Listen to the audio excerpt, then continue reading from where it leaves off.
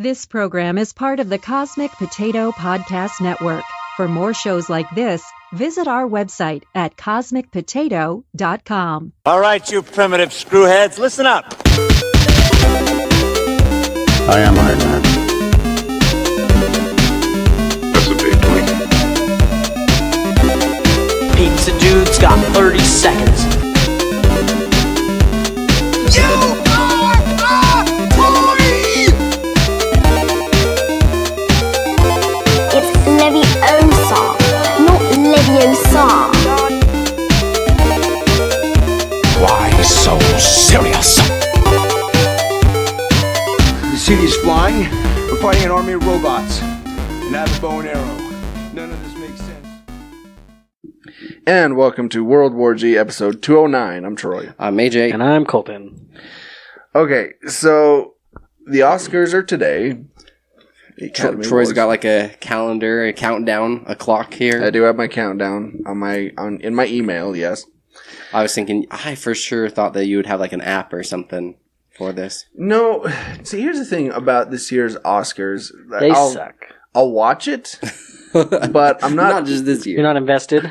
I'm not as invested as I was. Like last year, I saw every movie that was up for Best Picture. Yeah. This year, I've seen like maybe two. Which is difficult to give your honest opinion on, because there's always going to be this one little like Cinderella one that like nobody's even heard of that does really well. Roma. Yeah. That'll be the one that does it this year, I'm pretty sure. Is that the one about the tomato? Yeah. It's a very Roma tomato. intriguing tale about a lonely tomato. Roma tomato. Yeah. That slowly rolls across the United States. So it's like that tire movie? Yeah. Yeah. Rubber. Uh-huh.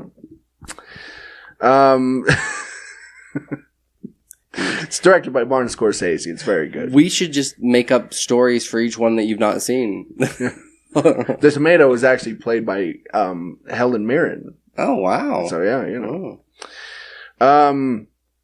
Anyway, let's just roll on.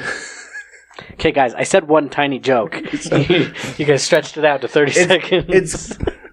It's that old improv thing of yes and. Oh, yes. I yes-anded you. Booyah. So, I have 15 actors who've basically been forgotten after their Oscar win. Because there is such a thing as the Oscar curse. A lot of the times after somebody wins an Oscar for a particular role, they tend to have a pretty lackluster career after that. I think more so when it comes to the actors and actresses, not so much with the directors. The directors, directors are fine. Yeah, they seem to get like more and more movies and more acclaim. So maybe like Leonardo DiCaprio could consider himself lucky that it took him so long. Because I don't know if he's really had anything since winning his Oscar. Like he hasn't had any big roles. I don't think he has. I haven't seen him in any movies since then. And that was like 4 years ago. That was for Revenant, right? Revenant. Which wasn't even his best performance. Not that year, yeah. Mm-hmm. Huh. That's interesting. I haven't seen old El Caps in a while. Maybe he's the last one on this list. The most ironic one. Number 15, Adrian Brody. Who? Exactly. He won in 2002 for The Pianist, and he's had a couple of things since then. He was in The Village. He did a couple of things with Wes Anderson, but other than that, he hasn't done like any leading man roles or anything like that. He's been supporting. He did this one where he like had to help his brother out in like a heist. Oh, yeah. But it didn't go so well because I kept seeing him as the pianist instead. I couldn't see him as like this hard thug with like all tatted up and they had that shootout. Where I know what you're talking about. I know the movie you're talking about. But so since The Pianist, he's had a hard stop and his career has began to droop. Yes. You said it was more of a grown-up podcast now, so I'm making more grown-up jokes. Number 14. That was a real dick move, right? Number 14, Mira Sorvino. She won the reason why she's on the list is her very first movie that she ever made, she won an Oscar for. And it was in the Woody Allen comedy Mighty Aphrodite. And she pretty much hasn't done much since. Her other notable thing, she was in Romy and Michelle's high school reunion. She was either Romy and or Michelle. I don't remember which was which. But that's pretty much it for her. Number 13, Mercedes Ruehl. I don't know who that is. Apparently she was in The Fisher King. So we'll move on from her. Number 12, Cuba Gooding Jr. I'm trying to think which one he won it for. He won it for Jerry Maguire. Okay. He was the football star. Show me the money. Okay. And since then, I mean, he's done Instinct, Chill Factor, Chill Factor, Rat Race, Snow Dogs, Radio, and the universally reviled Boat Trip. And then out of those, Radio is probably the best one. Yeah, Radio was alright. It was alright. Then he was also in Daddy Daycare 2, taking over for Eddie Murphy. Because Eddie Murphy was smart enough not to come back. Yeah. It's like, pass on that. Yeah. Number 11, Jean Dujardin. Troy said that with his pinky out as well. And he was twisting his mustache. He was in The Artist. He won Best Actor. And The Artist is a great film. If you've never seen it, go check it out. But since then, he was in The Monuments Men. He was in The Wolf of Wall Street. Briefly, very small role. Apparently he was also in Transformers The Last Night. So, I mean, you know when you're in one of those movies, you know. Yeah. When you go from Oscar to Michael Bay, you got a problem. Yeah. Number 10, Cher. Now, I don't think this one's all that fair because Cher is not an actress, primarily. She's a singer who has done acting on the side. So I don't know if, you know. Well, that's the same thing that I was thinking about. I know this is kind of a side note, but A Star is Born is you've got Lady Gaga. Yeah, but what she did in the movie was basically just sing the majority of the time. I mean, there was some acting involved, but where it's like up for an award as well. Wonder if we're gonna after tonight have to say Oscar winner Lady Gaga. Oh man, like we have to say Oscar winner Common, which is strange. But yeah, so Cher won for Moonstruck, opposite Nicolas Cage. And after that, she was in films like Mask, Silkwood, and The Witches of Eastwick. I didn't know that she'd done that much acting. And Mamma Mia 2. Here we go again. Yeah. Now, she's done a little here and there. Number 9, Kim Basinger. She won for, I think it was LA Confidential. That's what acts, and that film has actually been registered in the film something National Historic Film Society, whatever. It's a very people love that film. It's a very classic film, and since then, she's done. I mean, I think she was in 8 Mile. She played Eminem's mom in 8 Mile. Now she's just in supporting roles. Oh, man. There really is a curse. Number 8, Roberto Benigni. He won for Life is Beautiful. Which is a fantastic movie. Mm-hmm. Although his acceptance speech was kind of crazy. Yeah.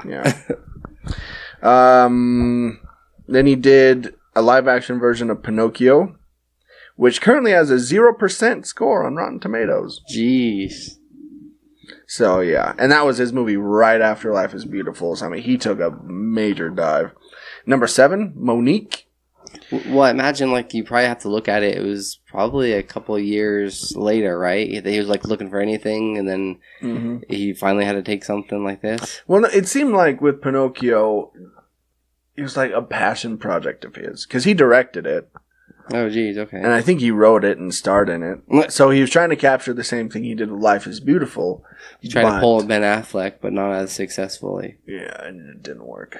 Yeah. Number 7, Monique. She won for Precious. And she kind of... After that kind of disappeared. She kind of almost self-sabotaged her career because she refused to promote the movie Precious. Which nobody's going to want to work with you if you don't promote or help out. If you don't play ball. Mm-hmm. She was, I think it was her, she was called out by Whoopi Goldberg. She went on a talk show. I think it was The View. I think it's the one Whoopi Goldberg's on. And Whoopi called her out. She said, look, if you're on a movie, if you do a movie, it is your job to go and promote it.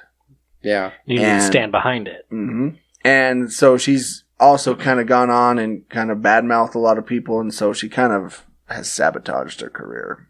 Now it'd be interesting to see where she's working now. I don't know what she's doing now. Manager of like a McDonald's. Number 6, Linda Hunt. She won for The Year of Living Dangerously in 1982. For Best Supporting Actress. You probably know her now. She's on NCIS Los Angeles. Nope.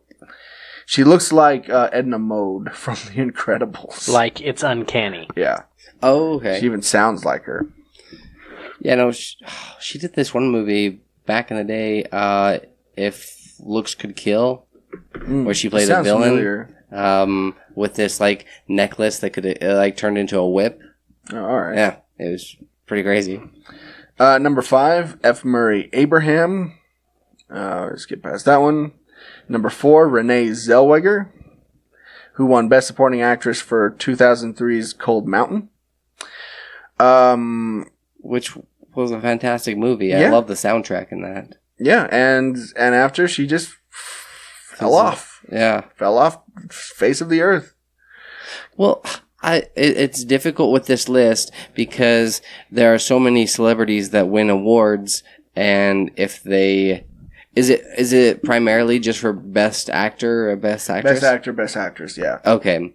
Like here I was thinking if it was like for some other, Best Supporting supporting actor or something. Well, I think Edna Mode won for Best Supporting Actress. See, those ones, they're already not the main star in the movie. Yeah. So it's difficult to really judge off of that. But you think if you get an Academy Award that your career would get a little bit of a...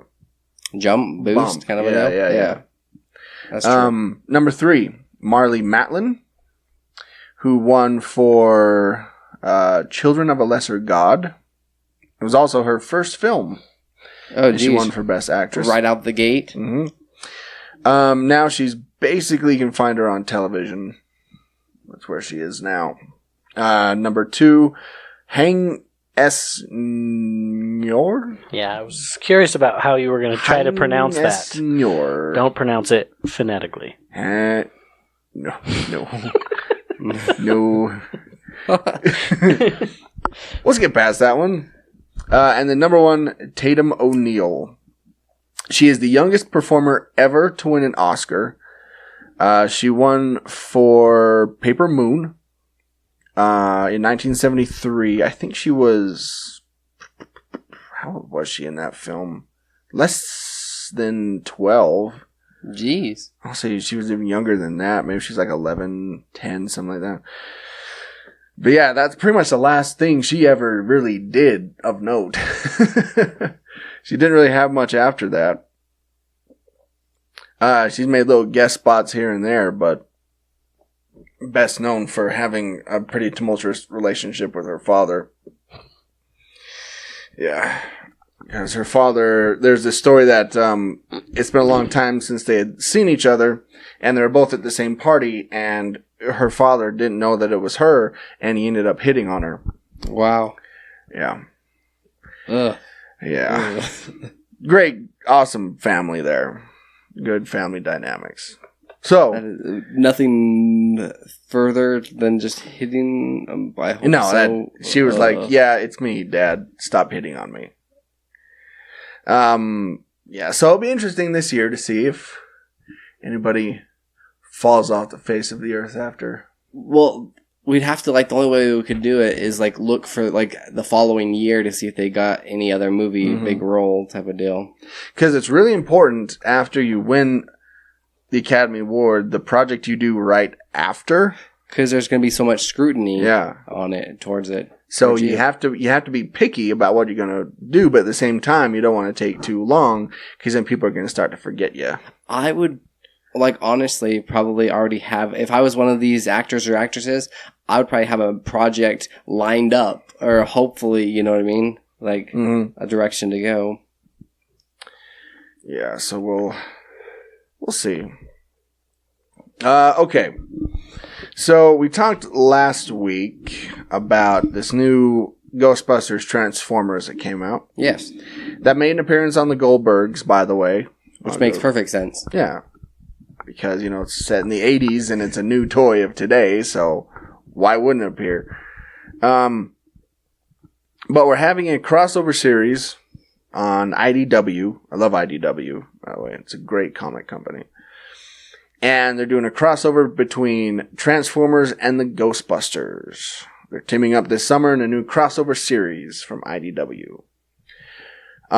Which makes sense because they both debuted in 1984, and they're both big in pop culture.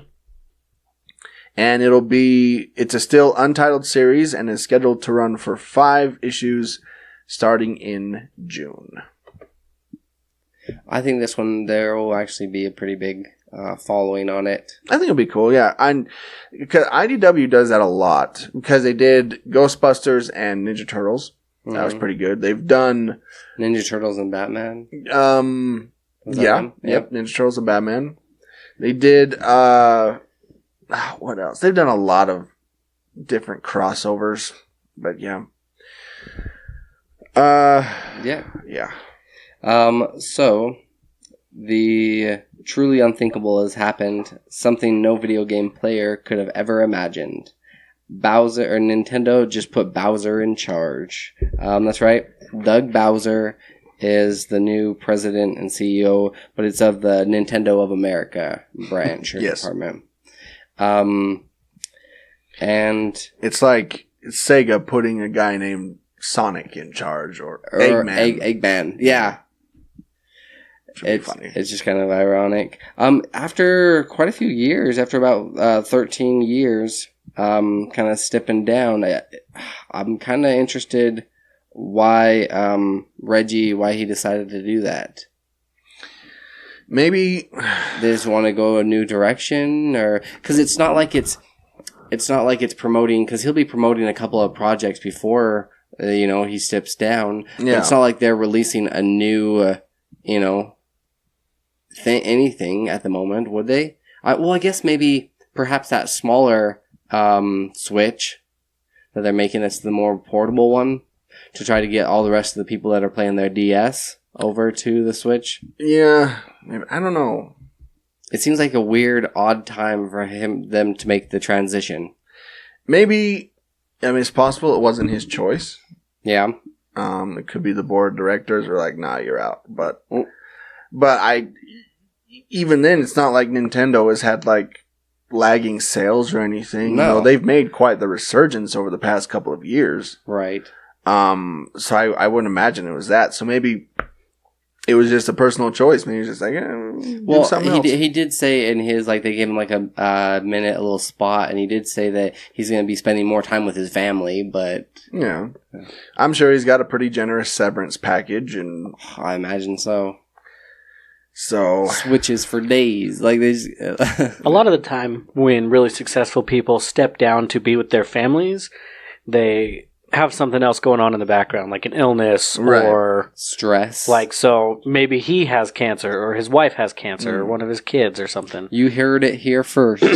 There's cancer somewhere. We're calling it out. 1 in 5 people get cancer in their lives, just so you guys go get checked. Yes. This is a public safety message. If you're gonna learn World War G. If you're gonna learn anything from this episode, go get checked. Guys, check your balls. It's very important. Women, check your chesticles. There you go. We're here to help. And apparently, I'm not very clever. Wait, we're here to help with the checking? No, not with the checking. Troy's going to be doing the checking of all of them. Yeah, just come on by. We're here to help. Wait, what? You're like, I'm no doctor, but I have logged in over 2,000 hours playing Operation, so, Yeah, and apparently I'm not very clever with my joke because one of the Twitter people on this says, Bowser owns Nintendo at Sega House Eggman, so... No. Apparently that joke was pretty basic. Anyway. So we talked, I think it was just a few weeks ago, about the release of the new Space Force TV show that's coming out. Steve Carell. Based on the Space Force that was announced by Donald Trump. And so if you didn't hear that in the episode, this was in the teaser trailer. It says the goal of the new branch is to defend satellites from attack and perform other space-related tasks or something. Or something. This is the story of the men and women who have to figure it out. So it's based on the creators of The Office, and Steve Carell is starring in it. So I just wanted to get your guys' thoughts on the direction that you think it'll go or it should go. Is it going to be? Is the downfall going to be it's too much like The Office, or if it's not enough? Because it's supposed to be a comedy, right? And I don't know if they're line because everybody's going to associate him with Michael Scott.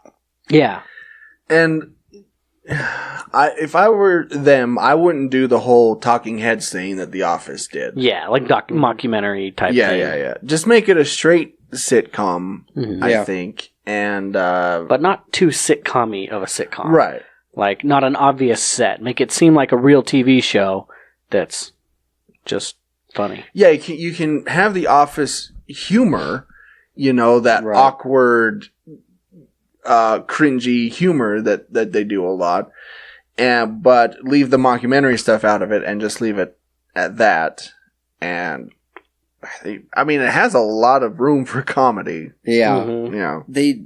It does seem like, kind of something similar to The Office, where they were kind of left to themselves to do whatever they basically want because the higher-ups didn't really interfere much because they're oddly successful. Yeah.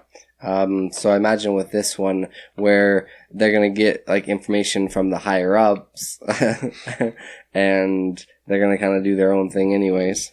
Yeah. And so as far as we know, only Steve Carell, he's the only person listed on their IMDb. So we don't know if there are going to be any other people from The Office, which I think would be great. Yeah. I feel like those characters have a really good chemistry.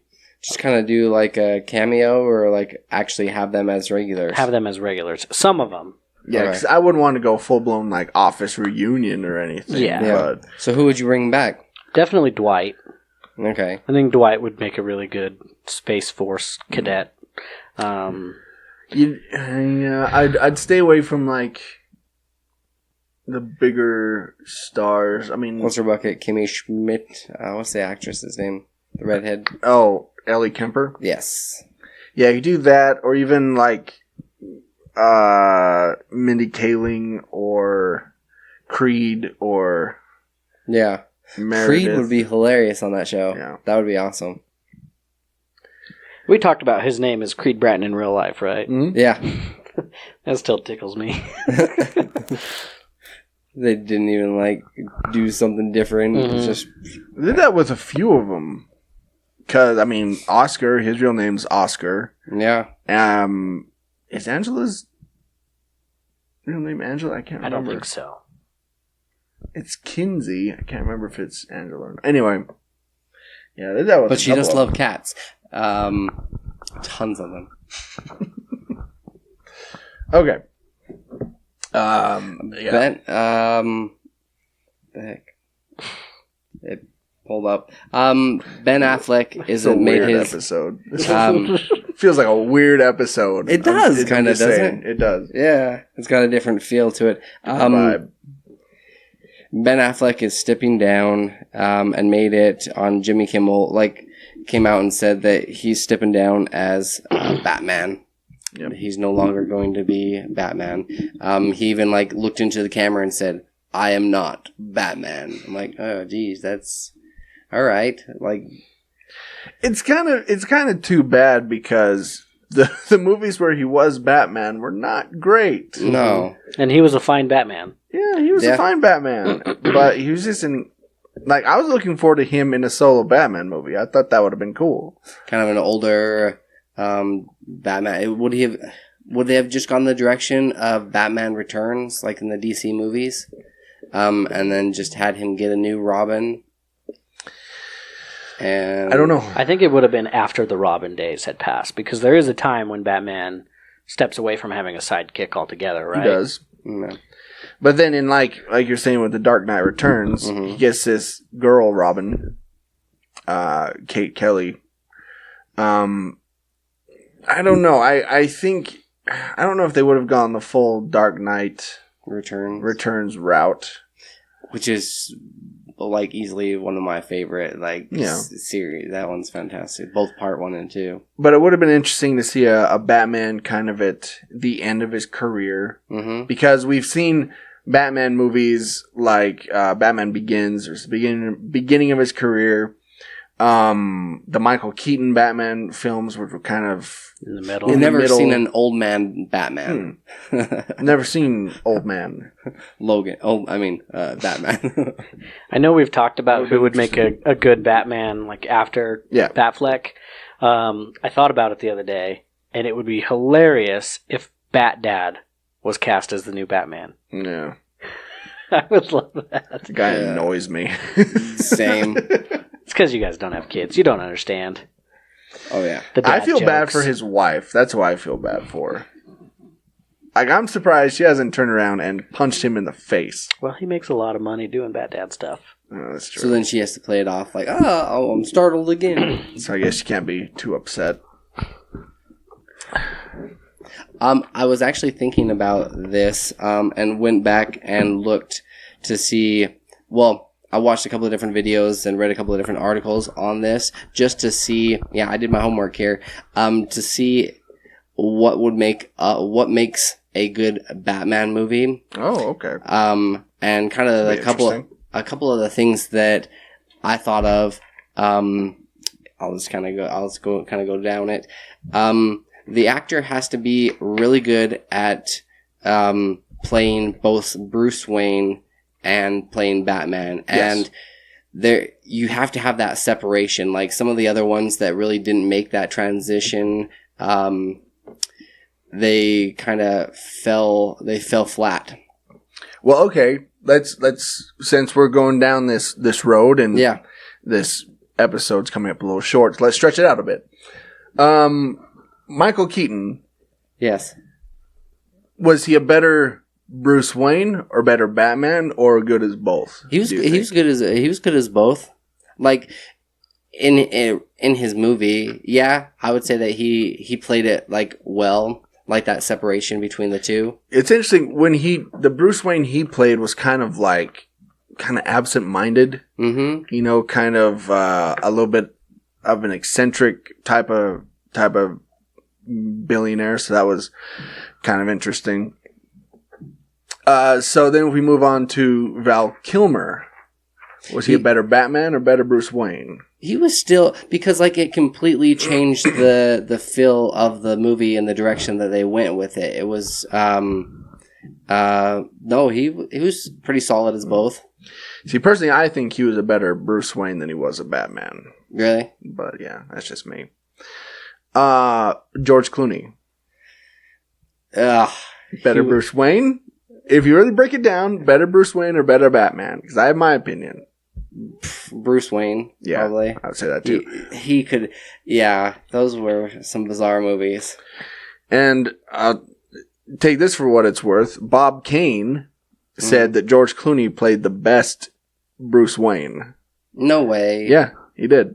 Really? But that's Bob Kane, and he says a lot of things. So, well, if you think about a billionaire who has old money, which is what the Wade family has. Yep. He's definitely the most suave. Yes. Of all of them. Agreed. Which would make sense. He's got the billionaire head swivel. And like he's better than you and he knows it, kind of. Yeah. But as far as like Batman, he didn't really make that. Yeah. Which I think that's just George Clooney. It was just also in real life. It was also... That's why he purposely takes these movies where his characters got old money. Well, it was also the only Batman movies where they set it too far into the future. Like, the technology was way too advanced for its time. It wasn't realistic or believable. Yeah. And that's another point, is all Batman movies, they have to be grounded and somewhat relatable, like not over the top. That was another like point that I'd wanted to touch base on, is because like taking over the whole city and turning it to ice, that's not really believable. Or driving down the arm of a giant statue. Stupid stuff like that. It makes it more like a Fast and Furious movie than it does a Batman movie. You actually also, one of the other characteristics, or one of the bigger things that you need to have, is a memorable Batmobile. Yes. That's actually, like, he's, like, the Batmobile, like, honestly, is right up there with, like, if you do have a Robin in there. It's like an appendage to Batman. And some of the best ones have had notable, like, okay, in the Christian Bale one with the Batmobile where it busted out into a the Bat bike, cycle, whatever you want to call it. That was like one of the coolest scenes in that movie. And I think that's part of the reason why it makes Christian Bale one of the better Batmans, because of his technology was like new military technology. It was believable. Yeah. And it's like, this isn't the Batmobile. This is a military tank that was turned into the Batmobile. I like that take on it, yeah. What did you think of the newest one, the Ben Affleck? It's not anything special. Yeah. See, and you're right about that. You got to have a Batmobile that's going to be memorable, like the '66 Batmobile. It's classic, right? As soon as you say it, you can picture it in your mind. The Tim Burton Batmobile, that classic. Exactly. With the lines on the side, with the like where it lights up and flames out the back, and the... then, but the other two, they were okay. Val Kilmer and George Clooney. But then, then you get Christian Bale and you get the Bat Tank. And, you think of those movies, you can immediately picture that Batmobile in your mind and You, like, one of the other things, in order to bring out the best Batman, you need to have a good villain, because he has a lot of these dark things inside of him that are like brooding dark things, but like the best villains are ones that bring those things out in him. Right. I mean, that's why you've got like the yin and yang. Even from the Batman Lego movie, which I mean, I guess you could put up there as well. You realize that Joker needs Batman as much as Batman needs Joker. Yeah. So you do need to have like these iconic villains that are actually like still grounded but relatable. Yeah, the kind of a good Batman villain challenges who Batman is and challenges his morality and his perception of things. And Joker does that brilliantly most of the time. Absolutely. Batman, he's kind of got this, he's in the gray area because he's a vigilante, but he doesn't, he tries not to kill. Yeah, exactly. So you've got to question those things and make him find where his moral compass actually is. Yeah. And I think those were the only points that I'd written down. Yeah. Well, I would also say a good supporting cast for a Batman film is really needed, I think. Not just the villains, but I think a good Alfred, Commissioner Gordon, which is, I think, where the Christopher Nolan movie probably tops the others. Because you had Michael Caine as Alfred, you had Gary Oldman as Commissioner Gordon. I mean, those are titanic actors. Oh, yeah. In your little dumb superhero film. So, I mean... To get such great actors on board. It just elevates the movie just that much more. It was kind of interesting when I was looking into this that actually from those World War II, they did these like mini short Batman movies. That's where you actually get the look of the pencil thin mustache, the Alfred, and some of these iconic looks. That's where they actually come from, is from those little bat flicks, those little short ones that they did. Yeah. They just threw in before like these other movies. But yeah, no, I would completely agree with that. If you don't have like a good supporting cast, it's difficult to just, I mean, yeah, you want to like focus on Batman, but at the same time you need more motivation and more reason for him to, you know, because like they get put into these different situations and he's kind of conflicted between rescuing them and helping them out or doing what he's supposed to do. Right. It's tough. It's like Batman's thing is Batman changes out every few years, the actor. Yeah. Mm-hmm. And it's not like James Bond where it's happened, 3 times? James Bond? It's happened quite a few times. It's happened a few times. More than 3? Okay. Yeah. But I don't know. Do you think it would be better to have some Batman, like some of the actors come back, or maybe one? Like, what if Christian Bale came back? Or what if George Clooney gave it another try? I think if they're going to do that, they make a Batman Beyond movie, and they bring old Michael Keaton as Bruce Wayne, and then have somebody else as, you know, Terry McGinnis as Batman Beyond. That is, I would like to see them do that, bring that back. Well, and that, you bring up another good point, is you actually do have to pay homage to the previous Batmans. Like to the previous one that you've just done, because it, like, you look at them, they're kind of like stepping stones as far as, I mean, yeah, sure, they take a couple of steps back occasionally, but at the same time, you don't get too much of a difference from the previous one. Mm-hmm. You know, they don't, I mean, the biggest you don't want it one to be was drastic. Yeah, like with George Clooney, it was completely different, and it wasn't what the fans wanted. No. at all. No. You've got to, like, I don't think they went far enough with Ben Affleck, changing it from Christian Bale, as far as, like, the look and the feel. But at the same time, you've still got to make it your own movie, but also make it, like, pay homage to the previous one. Right. And for all its faults, Batman Forever actually did that really well. Mm-hmm. As far as paying homage to those 2 films that came before it. Because it's supposed to be the same character. Right. The same Bruce Wayne in all 4 of those films. Yeah. And they did do callbacks to the other films. And that movie actually did that really well. And it was really successful as well. That's true. It made a ton. Those ones made a ton of movies. A ton of money. Yeah. The George Clooney one, not so much, but Batman Forever made a lot of money. Which they spent way too much time just Robin, I'm thinking Batman and Robin.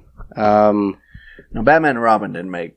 No. Because they spent way too much time just like arguing and not really actually fighting or doing much of anything. Yeah, there's a lot wrong with that one. All right. Well, speaking of bringing things back, so we've got a few movies that, I mean, they all have movies that came before it. Yeah. The one in particular out of these 3 that I wanted to talk about was Space Jam 2. And I can tell that you already are not a fan.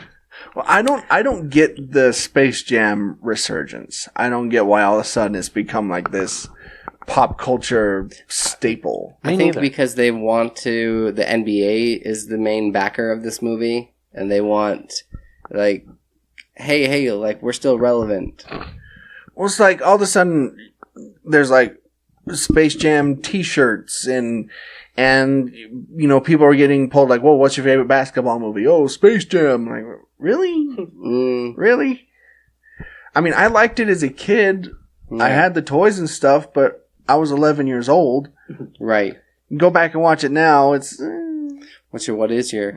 They're next going to bring back what's the Shaq one? Where he was played the genie. Kazam. They're going to bring that back. Oh, I hope so. And then the other movie, or another one of the movies that they're bringing back, we've all seen the trailer for it, is Godzilla versus Kong, which, if this movie is not good, they need to put Godzilla to rest. Agreed. And do no more Godzilla movies. Agreed. If it's great, more power to them. Make more if they're successful and they're awesome. It's got a really strong cast in it. Kong. This is supposed to be based off of like Kong, Skull Island, isn't it? They're using the same. I think so. I think it's in the same universe. Yeah. Which that one was a solid movie. It was. But I think you're right. I think if this one doesn't do well, let's put Kong and Godzilla to bed for a while. Nobody wants giant monster movies at this time. Look at what Pacific Rim 2 did. Yeah. It did nothing. Everybody hated that movie. So. Well, because you get too much CGI and it doesn't seem believable at all.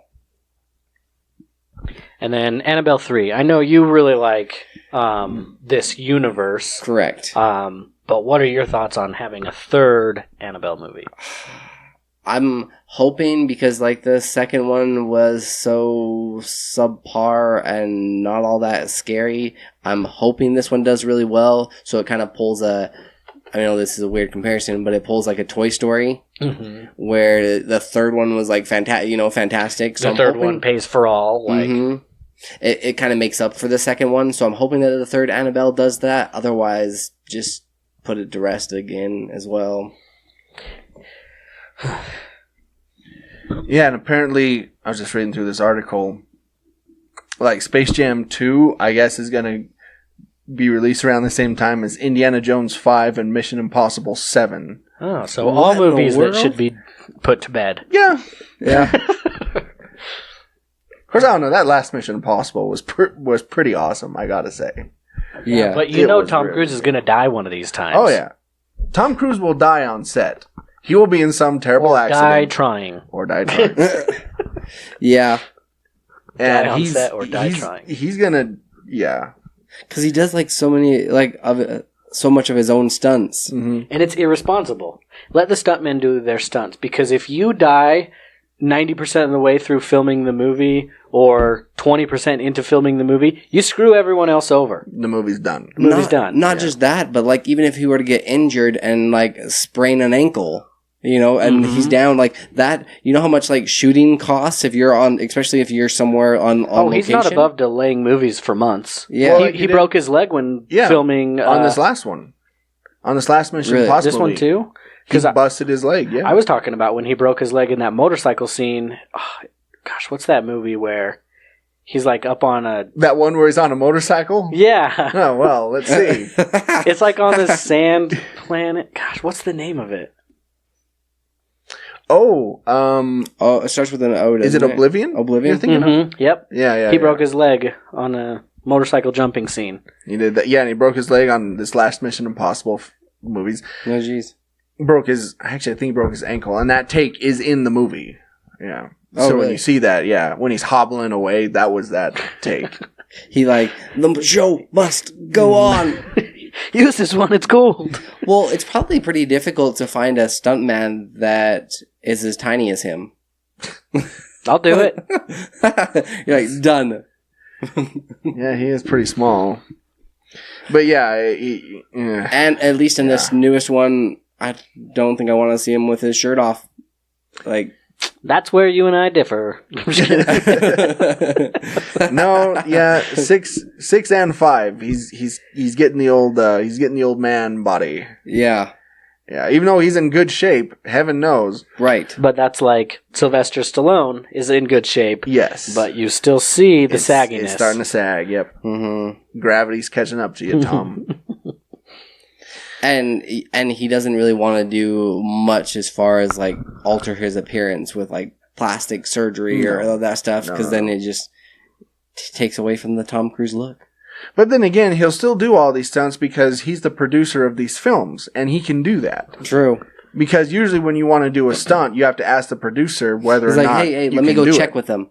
Yep, he says it's okay. Yeah.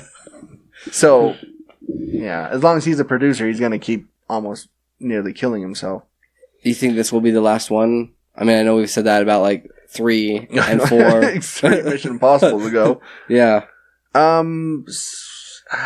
Maybe.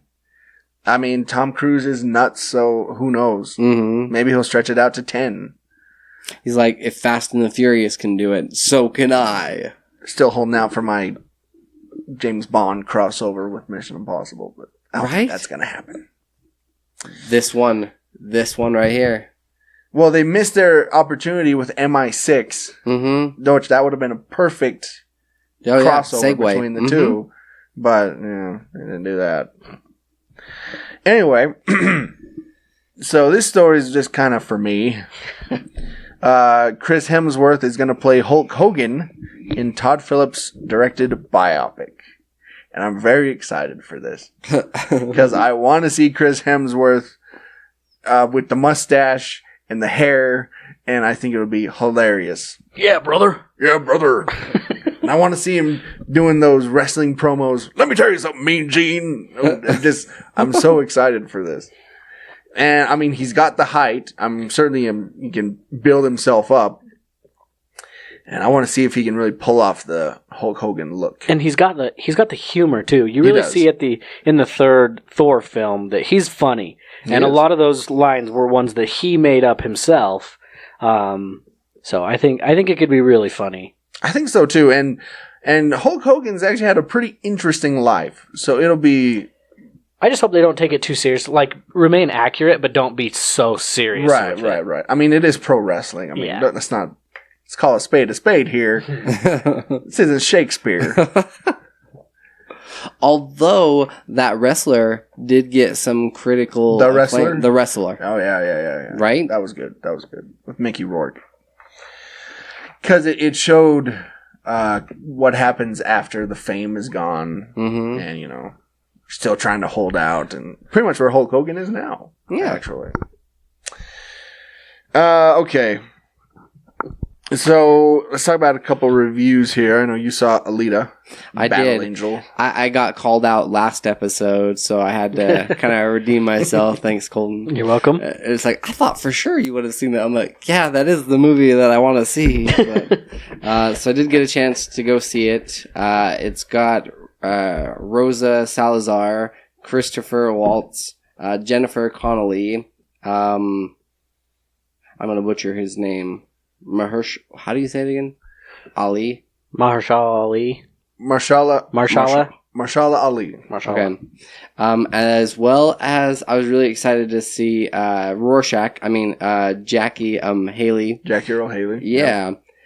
So it's got like a fantastic cast. And okay, so basically Alita, Christopher Waltz, his character is kind of a junker that goes around. He's a doctor, but he goes around looking for these parts at these scrap yards to assist other people that can't afford repairs. Right. Because this whole civilization is set in the future, and there are so many people that have prosthetics that they need repairs, and they don't really have a good healthcare system set into place. So he comes across this almost like complete body of this.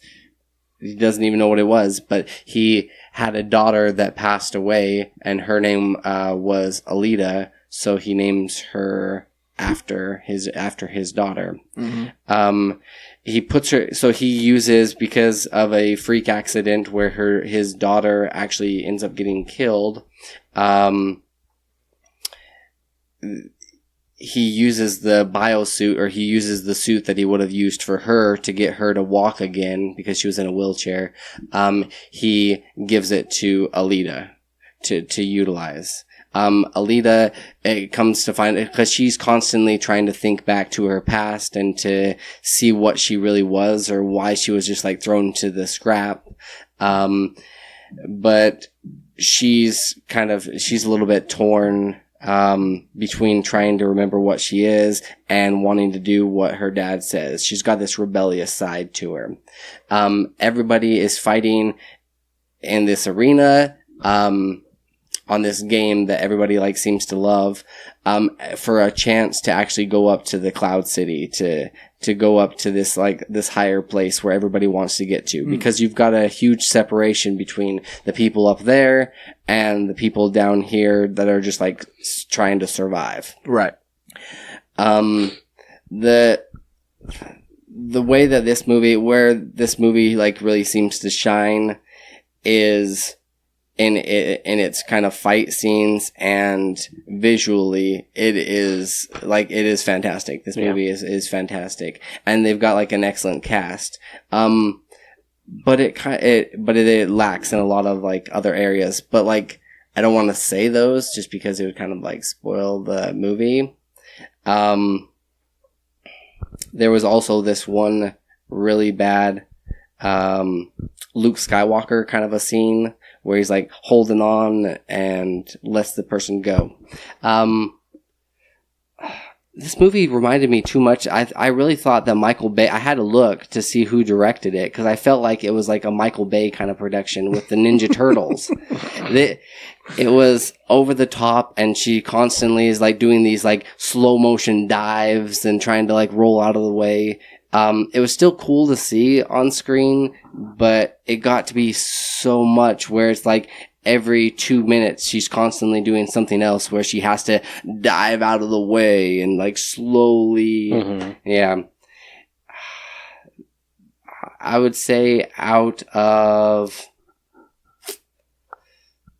5 prosthetic arms, I'm going with probably 2.5. Like, it was still decent, and it was cool to see on the big screen, but probably only worth seeing in the big screen. Mm-hmm. Like, yeah, that's how you need to. That's the format you need to watch it in. Oh, for sure, in order to appreciate it. Well, it's sitting at 60% on Rotten Tomatoes. Is that critic or user? I believe that's critic. Yeah. Okay. Users at like 90? 94. Really? Yeah. Man. He's like, I do not agree with that. No, not this is, you know what this means, AJ? What's that? You're a critic. Everybody's a critic. Everybody's a critic. Yeah. I've said before, that means that's why I need to go see it. Colton will like it. Colton will love it. He's just like, best movie ever! No, apparently it's doing really well in China on its China debut, which makes sense. Like $65 million over the weekend in China. Jeez. Yeah. So it'll do well overseas. Mm-hmm, for sure. That's where I figured it was going to shine. Yeah. Because they just released it this weekend overseas, right? Yes. It's usually a week. Yep. Okay. Difference. Yep. That's why like Pacific Rim and some of these other ones have done like super well overseas. And have gotten sequels. Yeah. Yeah. Those Asian countries have a lot of people, and they love those movies. They have a lot of pull, too, as far as money goes. Mm-hmm. Yeah, and they kind of like help dictate. Well, they did definitely set it up for a sequel. Which is why you'll get random action movies that all of a sudden half the movie takes place in China. Mm-hmm. There's a reason for that. Yeah. Is that China financed that film. Oh. Okay. So I saw the first episode of Doom Patrol. I'm really interested to see what you thought. If you don't know what Doom Patrol is, it is a DC property. It's this little group of C, D, E level superheroes that are kind of the nobodies. And they're all brought together because they all share something in common. They've all been through this personal tragedy, and they're trying to find themselves again, basically. I will say this. This is not for kids. So this is like a direct spin-off of the new Teen Titans. Mm-hmm. Okay. Yeah, which was also not for kids. No. And same here. Within the first 10 minutes of the first episode, there's a sex scene, fairly graphic, and about 15 F-bombs dropped. Oh, geez. So, yeah, not for kids. Just because it's superheroes and it says DC, don't think that it's for kids. So we start to get some of the origin stories of these characters, like the main origin stories focus on Robot Man. And he's Brendan Fraser? Brendan Fraser. Okay. It's Brendan Fraser's voice. Yeah. And when he's human, but yeah. And he plays Cliff Steele, which is a race car driver who gets in a big accident, and the only thing they can save is his brain. They put him in this robot body.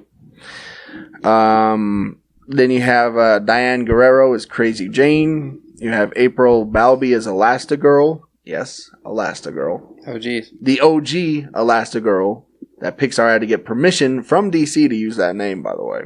Huh. Alan Tudyk as Eric Morden / Mr. Nobody. He's the villain. Matt Bomer as Negative Man. Like I said, Brendan Fraser, Robot Man. Timothy Dalton, speaking of James Bond, as Chief. Yeah. I enjoyed it because it's really weird. Mm-hmm. It's got a little bit of a Watchmen-esque vibe to it. Okay. Whereas these superheroes are extremely flawed and they're not great people. But they know that because they have these abilities, they kind of have to go out and do these things. It's probably really refreshing that it's probably not lighthearted at all. It is. It is lighthearted? No, I'm saying it is refreshing. Gotcha. Yeah, no, it's not lighthearted, and it does have a little bit of a sense of humor to it. I mean, it's hard not to when you have Robot Man. Yeah. So there is a little bit. You can't take yourself too serious. There's a few jokes here and there, but yeah, overall, it's a very adult show. More of a drama than a... Yes. Cool. Yes, it is a drama. I think that's what this superhero fad needs. Mm-hmm. And I think that's what the DC, their online streaming service, I think that's what they're going for. They're kind of swinging more adult oriented stuff. But yeah, I really enjoyed it. I'll probably check out the next few episodes. Just at least give it to 6? Yeah. I usually do 3 episodes myself. Okay. Yeah. But yeah, so far so good. And out of 5, let's say, I don't know, 5 robot men.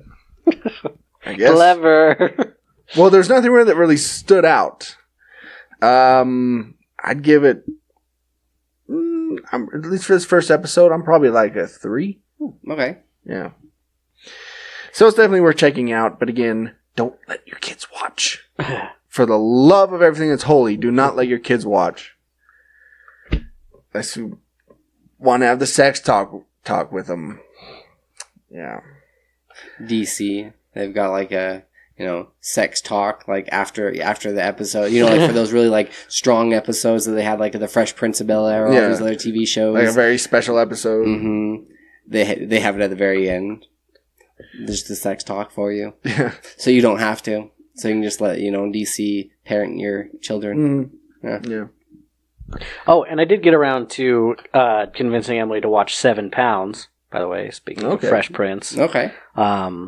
I love that movie. It's one of Did she need convincing? She did. Oh man, this has been a month, long endeavor. Let's watch 7 Pounds. Why that movie? What's the probably big... because she didn't. Well, it's one of my favorite movies, and I just saw that it was on Netflix. So I was like, it's convenient. We don't have to pay for it. Like, we can just dedicate a couple hours of our time to watch this movie. Yeah. She was not having it because she didn't know anything about what it was, and I didn't want to say what it was about because it would spoil a lot of it. Yeah. But we watched it yesterday, and she really liked it. You're making these subtle hints. You go to the grocery store. You're like, oh, we need to pick up some more chicken. 7 pounds of it. Subtly, like keep dropping it in there. Hey, and like start whistling like the Fresh Prince of Bel-Air theme song kind of a deal. Babe, since I've been working out, guess how much weight I've lost? 7 pounds. Yeah. All right. What'd she think of it? She liked it. She didn't cry as much as I did. You're over there like, gosh, I with the box of that movie tissues. gets to me. I don't know what it is, but it turns me into a big old crybaby. Yeah, I saw it. I thought it was fine. Troy didn't even shed a tear. He's Robot. He's Robot Man. Toy Story. No, I am not Robot Man. Trust me. No, he's cried at commercials. Yeah, I cry at commercials. Yeah, I cry at cat videos on YouTube. Trust me, I'm not Robot Man. I'll cry at the drop of a hat if it has a kitten in it. Okay. So here's where you can find all of our episodes. You can find us at worldwarg.podbean.com. We're also on iTunes and Google Play. iTunes, Google Play, and CosmicPotato.com. On social media, you can find us at Facebook.com/WorldWarG Podcast. We're also on Twitter and Instagram. Just search at WWG Podcast. If you're listening to this Sunday night, as soon as we upload this, I will be live tweeting the Academy Awards, if you want to check that out. You can find also our merchandise at shop.spreadshirt.com/WorldWarG. You can also email us anytime, day or night, at worldwgpodcast@gmail.com. Also, remember, you can always call the show at 385-240-1692. We are looking for people to call in to give a certain catchphrase as well. To say, and that's Colton. And in this little spot is where he would say it. So I would say... We'll just do it, and then they'll understand. All right. The crickets. All right. And realize that they have a responsibility. Yes. An obligation. So, here we go. So this has been World War G episode 209. That has been AJ. That has been Troy. You've been the listener. Stay geeky, my friends.